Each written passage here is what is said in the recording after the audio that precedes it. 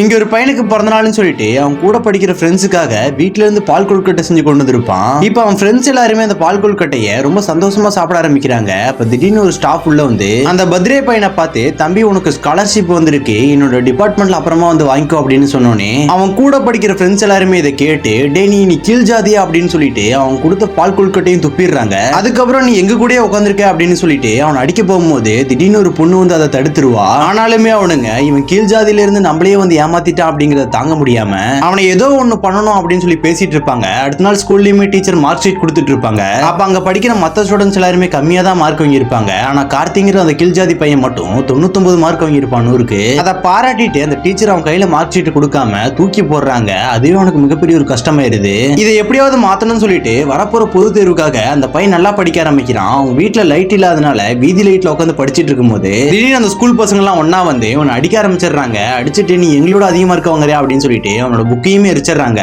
அது மட்டும் இல்லாம அவனை கீழே தள்ளி விட்டுட்டு அவனோட கை கால் எல்லாத்தையுமே உடச்சு விட்டுறாங்க. இப்ப அந்த பையனுமே அவன் வீட்டுல ரொம்ப கஷ்டப்பட்டு இருக்கான். அதை பார்த்தோன்னே அவன் கூட படிக்கிற ஒரு பொண்ணுமே அவனுக்கு சப்போர்ட் பண்ணி அவன் படிக்கிறதுக்கு நல்ல ஹெல்ப் பண்றா. இப்ப எக்ஸாமுமே கரெக்டா வந்துருது. இவனுமே அந்த எக்ஸாமுக்கு போய் எழுதுறான். அவன் கையில கட்டு போட்டு இருந்தாலுமே அந்த கட்டை கழட்டிட்டு வேகமா எழுத ஆரம்பிக்கிறான். தான் பட்ட அவமானத்தை எல்லாத்தையுமே எண்ணி கவலைப்படாம அந்த எக்ஸாமை நல்லா எழுதி முடிக்கிறான். கடைசியா ரிசல்ட் வரும்போது இந்த பையனுமே ஸ்டேட் ஃபர்ஸ்ட் எடுத்து அவங்க யார் யாரும் அசிங்கப்படுத்தினாங்களோ அவங்க எல்லா மூஞ்சிலுமே கறி பூசிடுறான்.